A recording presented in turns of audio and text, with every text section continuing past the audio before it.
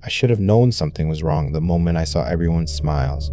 They were too wide, too perfect, like someone had drawn them onto their faces with the same careful precision.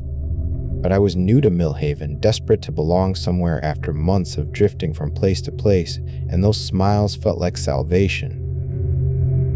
The moving truck had barely pulled away from my rented cottage when Mrs. Henderson from next door appeared on my doorstep with a casserole dish and that trademark grin. "Welcome to the family," she'd said, pressing the warm dish into my hands. The smell of beef and onions should have been comforting, but something about the way she lingered, studying my face like she was memorizing it, made my skin crawl. "We're having our monthly community gathering tomorrow night. 7 sharp at the town hall. You simply must come." It wasn't really a request. I'd spent my whole adult life running from small towns like this one, but my savings had finally run dry, and Millhaven offered what I needed most: anonymity and cheap rent. The cottage came furnished with mismatched furniture and the kind of wallpaper that belonged in a funeral home, but it was mine for 3 months, paid in advance. Long enough to figure out my next move? The casserole tasted like dirt and metal, but I forced myself to eat it anyway. Food was food. The next evening, I walked the 6 blocks to the town hall as the sun bled orange across the horizon. The building squatted like a toad at the center of Main Street, its windows glowing with warm yellow light. I could hear voices inside, cheerful and welcoming, punctuated by bursts of laughter that echoed off the empty storefronts lining the street.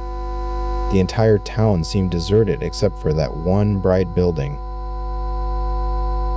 Inside, folding chairs formed a perfect circle around a raised platform where Mayor Blackwood stood beaming at the assembled crowd. I counted maybe 60 people, all of them turning to watch me as I hesitated in the doorway. The same uniform smiles spread across their faces like an infection. "Our newcomer," Mayor Blackwood's voice boomed across the room. "Please, take a seat anywhere you like. We were just about to begin."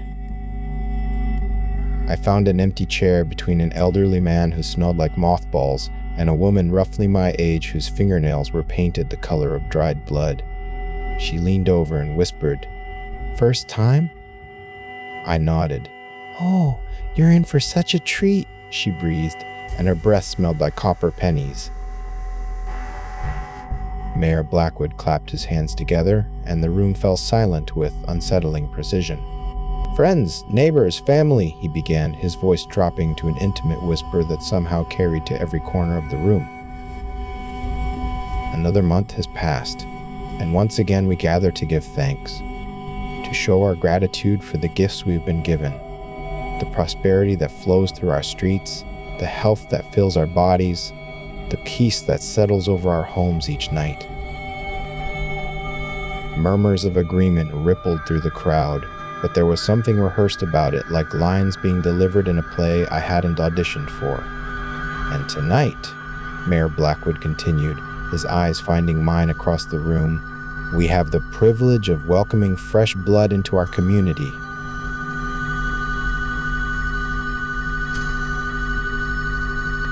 The way he said "fresh blood" made my mouth go dry.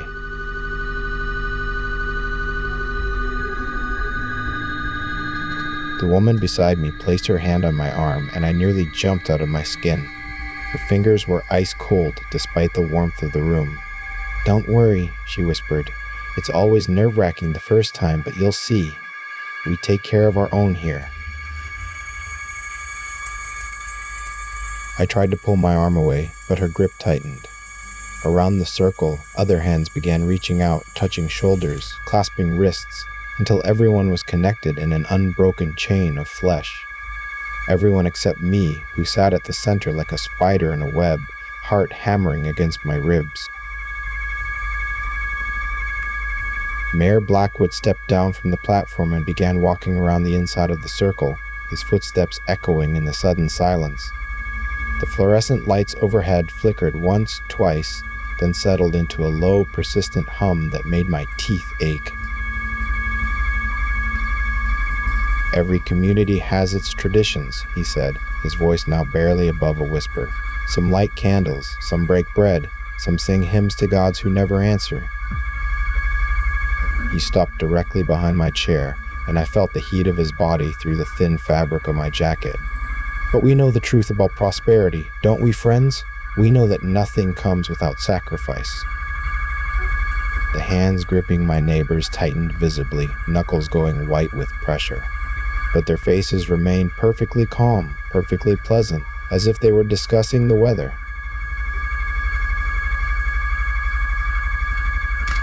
The old families who founded this town understood, Mayor Blackwood continued, beginning to circle again. They knew that the earth beneath our feet is hungry, that it demands payment for its gifts. One life, freely given, every turning of the seasons. One life to nourish the soil that feeds our crops, that fills our wells, that keeps the outside world from noticing us too closely.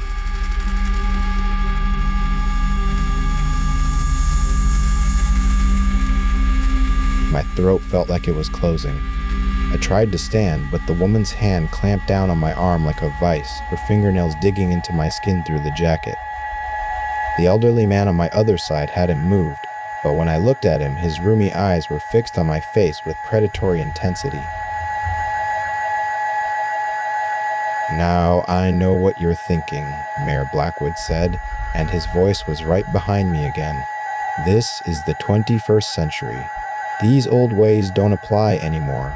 But look around you, newcomer. Look at our faces.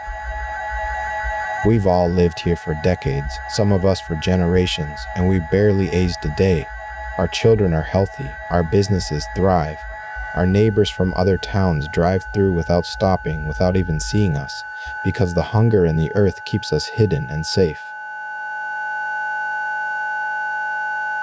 I could smell his breath now, sour and sweet like overripe fruit. All it asks in return is one life, just one. And it's so much easier when that life comes from outside, from someone with no ties to bind us, no family to come asking questions.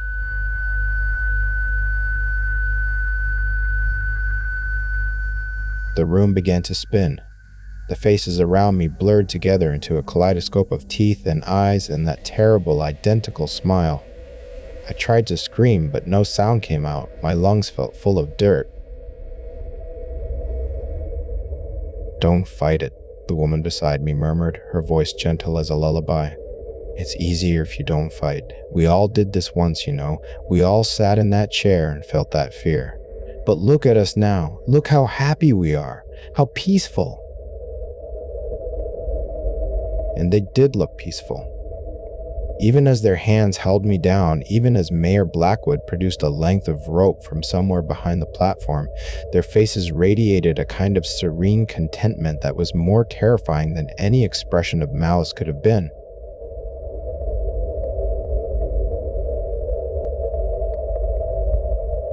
The last thing I remember clearly was the sensation of falling, not down, but inward, as if the earth really was opening up to swallow me whole. The voices of the townspeople faded to a distant hum, mixing with the fluorescent lights until I couldn't tell where one ended and the other began.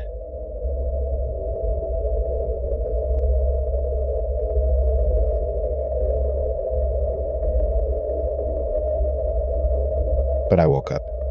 That's the part that still haunts me 3 weeks later, sitting in this motel room 2 states away. I woke up in my bed in the cottage, fully clothed, with dirt under my fingernails and the taste of copper in my mouth. There was a note on my pillow, written in Mayor Blackwood's careful script. "Thank you for your service to the community. Your lease has been terminated. Please be gone by sunset." I ran. Didn't pack, didn't look back, just grabbed my keys and drove until I couldn't see the town in my rearview mirror anymore. But sometimes, in the small hours before dawn, I catch myself smiling in the bathroom mirror. The same wide, perfect smile I saw on all those faces in the town hall. And my reflection looks younger somehow, healthier, like something inside me has been fed and nourished by what happened in that room.